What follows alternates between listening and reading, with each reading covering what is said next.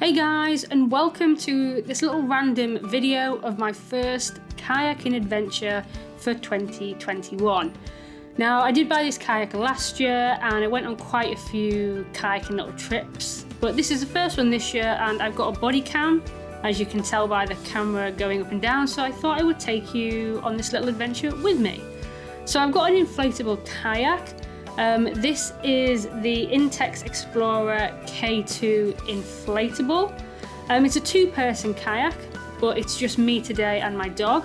So I'm just blowing up the base, and it comes with this little measuring tape, and you line the two lines up, and once you get them to meet, that means you have got the right amount of air pressure in the base of the kayak, and it stops you from either overinflating or de-inflating the base.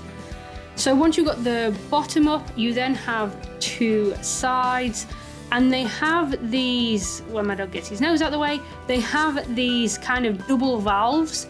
So one valve tightens, which means that if the front valve comes undone, or also when you take your pump out to kind of fasten it all up again, no air escapes. The only way air does come out is if you open the back valve, so it's kind of like a double insurance policy.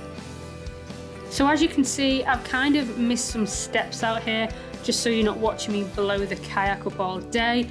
But a lot of people ask me, how long does it take you to get it up? And this is the first time I've had a body cam on, so I was able to time it from the moment of getting the kayak out of the van to getting it into the canal.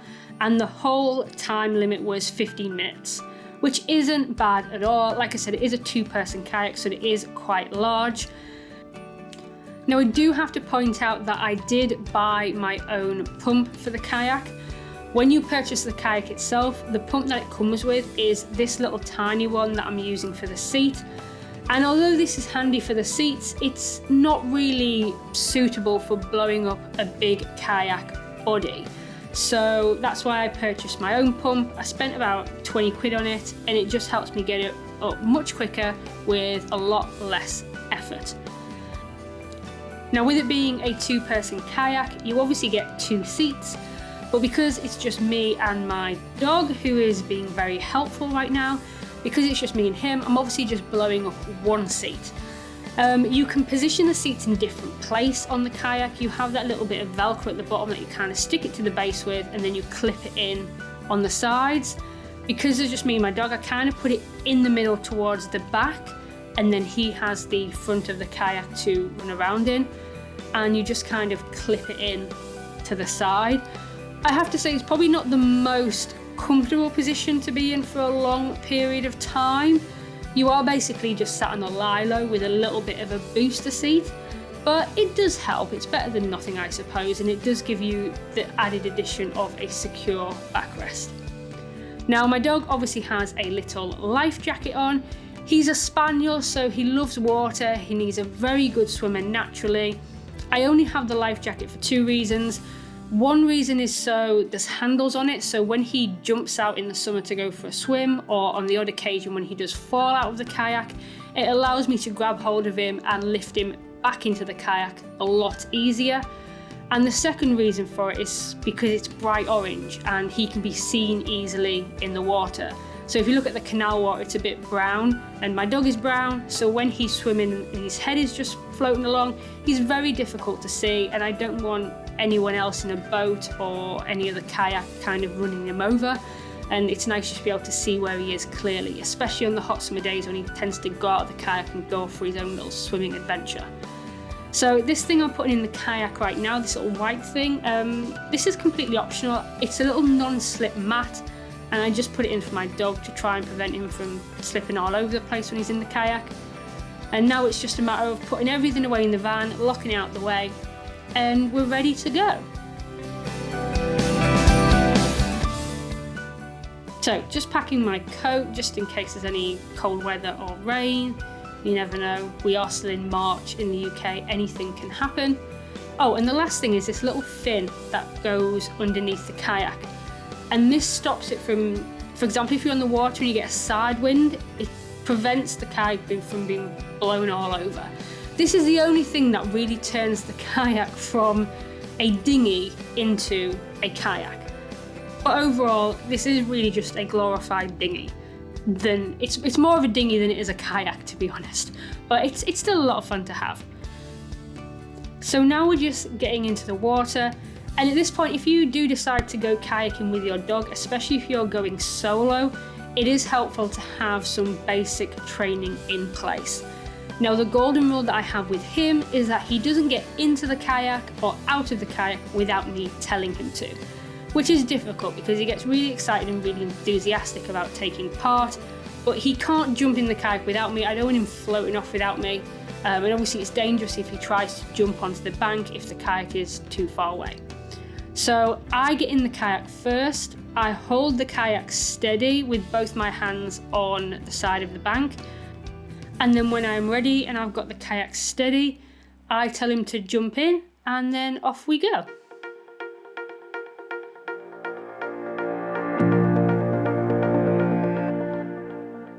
Now, as mentioned, this is a 2-person kayak. It can hold up to 180 kilograms. But because it is quite large and quite long, and because there is just me in it, and like I said, it is more of a dinghy than it is a kayak, it is quite difficult to paddle. You're not going to be going through the water at any great speed. It's also very difficult to maneuver.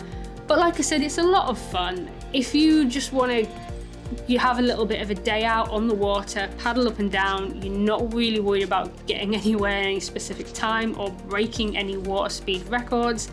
And it's a lot of fun to have, and it's a nice way to spend an afternoon.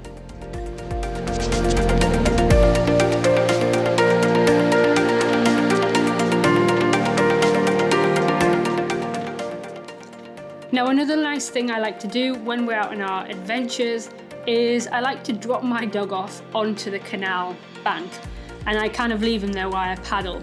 So when we're on a day like today where not many people are out, it's a little bit grey, then I will just go up to the side of the canal and I will basically just drop him off.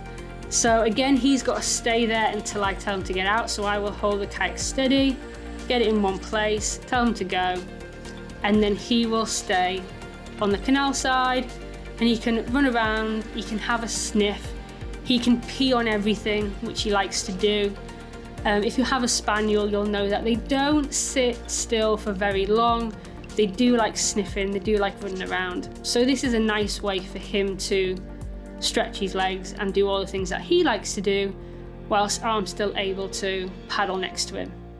Now, he's a very good dog. He's not going to run anywhere. He's not going to chase anything. If any other walkers come, he's not going to bother their dogs. He is so well behaved. He listens to me. If I need to shout him back over, he will come back over. So this is more than okay for him. I never have to worry about him. He just does his own little thing.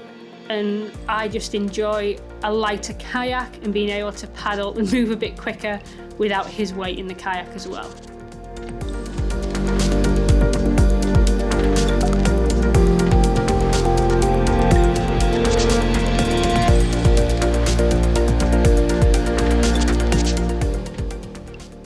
And then when we're ready, I literally just go and pick him back up again.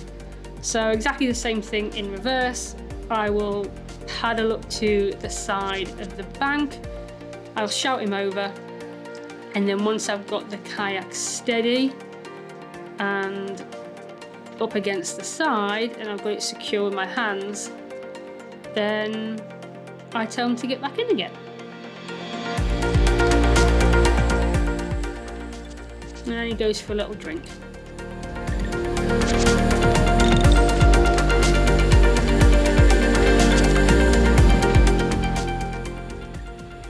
Now, one thing people ask me quite a lot, because he stands on the side of the kayak, they always ask me if I'm worried about him popping it, or if it's a concern that he may damage it and obviously it might deflate and we might sink. It was a concern when I was first thinking about getting an inflatable kayak. I knew I wanted to take my dog, and his claws were something that I was thinking about.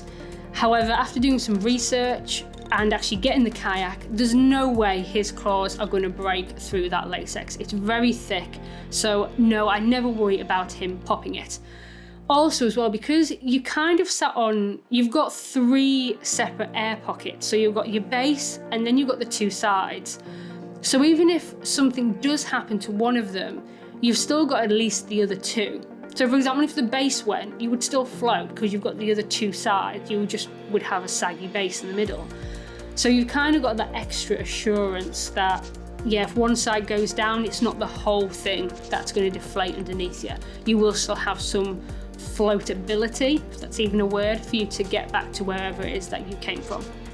Also as well, I'm just on canals or small rivers, so even if the whole thing did go off underneath us, I'm sure we could swim to the edge. The same as if we're on a river, we'd never go that far out. It's not as though we're sea kayaking miles away from the shore. We just stay on canals and steady water. That's all we basically want to do, is just have a little bit of fun and something a little bit different. Now here, my dog is really cheeky, and because he can't see me, he then trespasses on somebody's boat to stick his head out and see where I am, and I've got to quickly send him off someone's property back onto the side of the bank. That's probably the worst thing that he does. He just gets a little bit too cheeky, and he just wonders where I am. He just can't see me, and he wants to see where I'm at. But now we're back in the kayak, and we're heading back in the opposite direction. Now we're facing into the wind now, so this is very difficult to paddle against. You can see, like, I don't want to call it a tide as such, but you can see the water moving away. And when I stop paddling, the kayak starts to turn. So a lot of effort to get back home again. You can see my dog's ears blowing in the wind. This was a real slog to go back up. It's one of the worst things. You kayak out with the wind and you feel like you're going great, but then once you turn around to go home, it's very difficult to get back again. And you have no option. You can't actually stop because you would get blown backwards. So here my dog got a little bit too confident in the kayak and also going for a drink, and he misjudged it ever so slightly and he fell out. So a little bit of a slow motion to show you, just a little bit too much, and off he goes. So I managed to pick him up. As soon as he fell out, I managed to pick up his harness quite quickly and then literally just pull him back in behind me. And then once he gets sorted, I just kind of have to get him back to the front of the kayak again. Now, I don't really worry about him going in the water so much. He loves the water, he's a confident swimmer, it doesn't faze him, it doesn't scare him. And on hot days, when you take him kayaking in the summer, he does jump out of the kayak and will go for a swim, and he'll swim around in little circles and then he will come back to you. The only reason why he hasn't jumped out and gone for a swim today is because it's a little bit cold and the water is cold, and he doesn't quite like swimming in cold water. So he didn't plan on going in the water then, he did literally just fall. But apart from him getting cold, it doesn't really bother me. It's not going to scare him or upset him. Like I said, he is really confident with it, and I got him back into the kayak relatively quickly. But now it's just a case of drying him off a little bit so he doesn't get too cold. And now the mission is just getting straight back to the van, because I don't want him to catch cold with the wind and obviously being wet, and having a wet life jacket on now as well.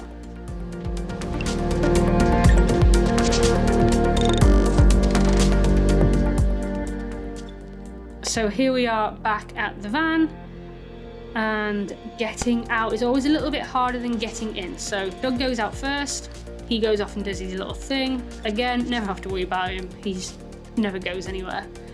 And it's just a case of getting everything else out. And then you get out of the kayak the same way that you got in. So you put your hands on the bank, and the first thing you're going to do is lift your bum out of the kayak and put your bum on the bank, so you're sat with your legs over the side and your legs are in the kayak still, holding it steady and stopping it from floating away. And then the next point is getting dog treats out and giving your dog some treats, because he's a very good boy and he did everything he was meant to do, he was no trouble. And then you get out and you keep hold of the kayak and literally just then pull it back up onto the side. It's very light. I mean, I can lift that kayak up and I can walk with it and carry it to wherever I need to go to. And that about wraps up our first kayaking adventure of 2021. We do have a lot more plans with the kayak. We are taking it in the van and we are taking it off camping with us. So we're hopefully going to use it on some various different places around the UK. So do let me know if you want me to make videos of those little adventures as well. And if you do want to grab yourselves one of these kayaks, then I'll pop an Amazon affiliate link in the description box below. But thank you very much for joining us on this adventure, and we'll see you on the next one.